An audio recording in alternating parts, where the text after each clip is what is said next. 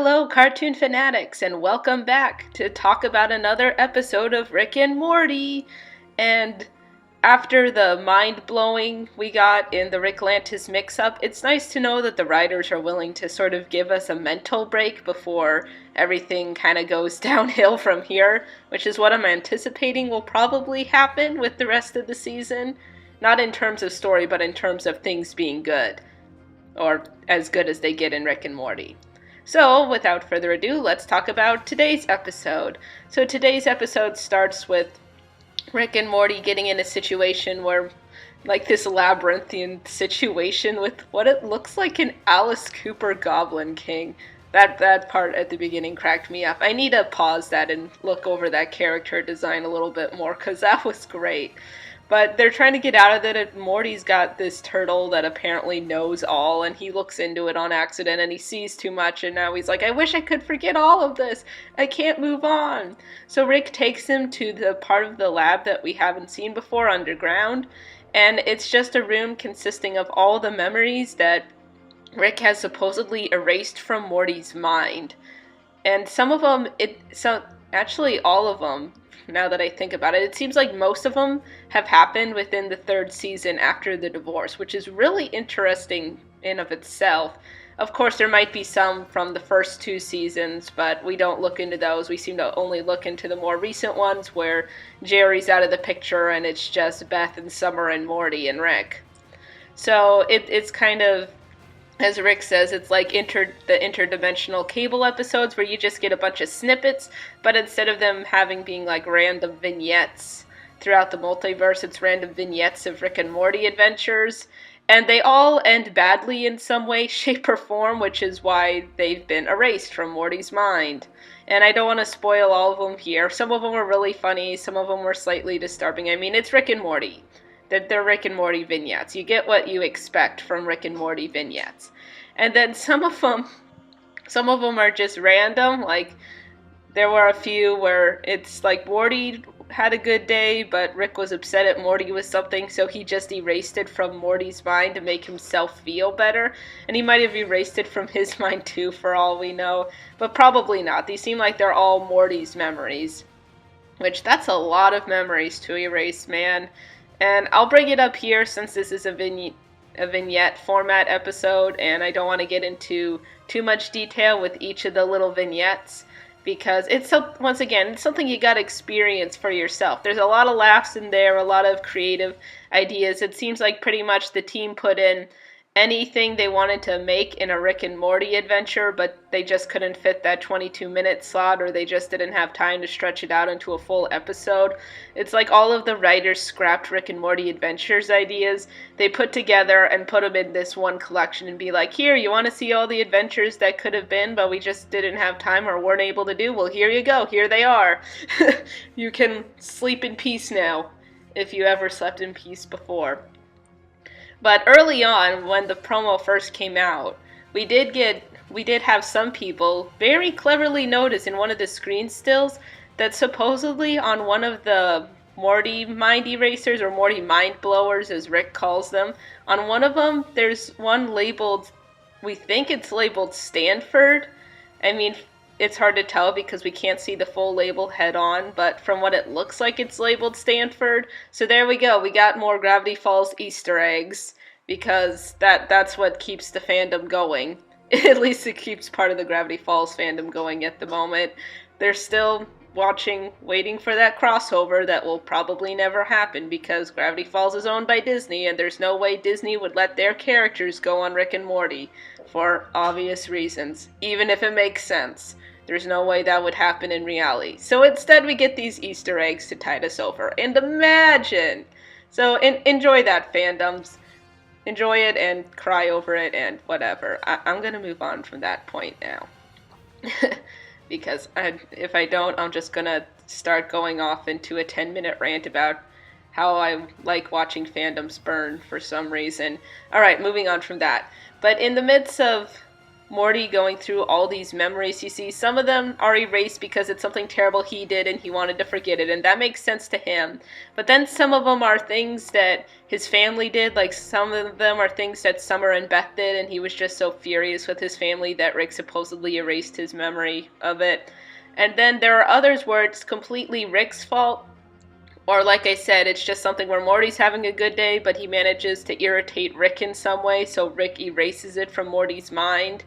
Supposedly to keep Morty from rebelling or from making him upset, and I guess forgetting it helps.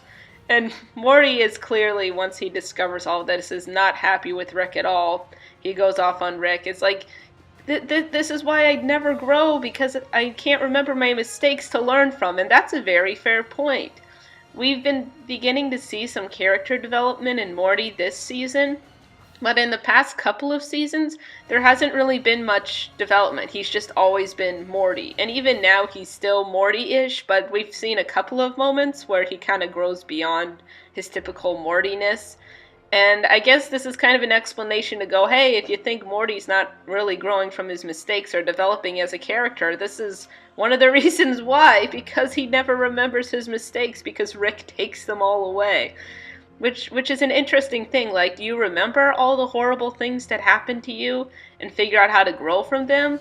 Or are you willing to just forget them in order to sort of live in a sane world and yet not be able to grow much because you can't remember all your mistakes, so you can't learn from them? I don't have a clear answer to that, and once again, I might be looking into this too deep, but there you go, some potential psychology to think about in yet another Rick and Morty episode. This seems to happen a lot, and I'm sure it's not on purpose. It's just because we apparently don't have anything better to do than watch Rick and Morty and talk about it for countless hours. So, getting back to the episode, Morty gets really upset. He and Rick get into a fight with the machine that erases memories, and they accidentally erase each other's memories to the point where they don't remember who they are. So now we have Rick. Apparently the only thing that Rick can remember is Men in Black 2 for some reason, which is very sad. Oh my goodness. I mean, that wasn't a bad movie, but geez, poor Rick. For that to be the only thing you remember when there's so many better films out there. And Morty is determined to figure out exactly what happened, so he keeps on putting in the memories. He keeps remembering all the things. We get, more snippets, more vignettes. And then he gets to the point where he thinks life's not worth living when over half of his life is just in these bottled up memories. And Rick's like, I don't know what's going on, but I'm with you on it, 100%. So they're ready to do a suicide pact. And then Summer just walks in, completely bored, because apparently this has happened before. And Rick had mentioned earlier in the episode that this wasn't the first time they apparently did this. And my guess is, since they never remember it, or they sometimes remember it, that the scenario often ends with Summer having to go to the different situations, the different emergency situations that Rick listed out, and fixing it for them. Poor Summer. So she walks in and she's like, oh, this is scenario 4. And she pulls out all this equipment, and there's these 2 memory things that I'm guessing are sort of default Rick and Morty's, at least for them to remember the things about each other that they like or love, or the reasons why Rick and Morty stay together as a team and as grandpa and grandson. And she puts them on that, and then she makes it look like they fell asleep watching Interdimensional Cable, which they get really upset at her at when they wake up, because they don't remember anything from the Mind Blowers now. It's like the whole episode kind of reset itself in their minds, and poor Summer's just sitting there like, yeah, I need to start getting paid for this. So that's pretty much the episode. That leads me to the question, how many times has Summer saved them, and we just have never known about it? Maybe not in terms of huge intergalactic situations, but with situations like this, where Rick and Morty are about to blow up on each other and destroy each other, and then Summer comes in and reverses it because Rick knew it was going to happen, and he's got all these emergency procedures set in place. How many times does that happen? Because based on Summer's reaction, it seems like that happens a lot of times. And knowing the dynamic of Rick and Morty, I wouldn't be surprised if that happened at least more than, let's say, 10 times. But there we go. That was our episode. And then at the very end, we did have Jerry come in. He's got like this bootleg version of the memories called Jerry's Mind Blowers. And we just see one that's like this E.T. ripoff, and he blows it and kills the E.T. alien on accident. So there's apparently a Jerry's Mind Blowers as well, but it's like the bootlegged version of the Morty's Mind Blowers. So there we go. Not much to say. It's just a clip show vignette episode full of quirky and fun moments. Looks pretty much a bunch of ideas that the writers had for adventures that never got to be in full episodes, so they put them here. So that was pretty cool. Funny pieces, pretty chill episode. Not much to pull away from it except for that Gravity Falls Easter egg and the fact that Summer seems to save the day a lot more than we realize. It just makes us know that a lot more is happening between episodes of Rick and Morty than we may know. And yeah, that's all I got there. But it's Rick and Morty, what do we expect?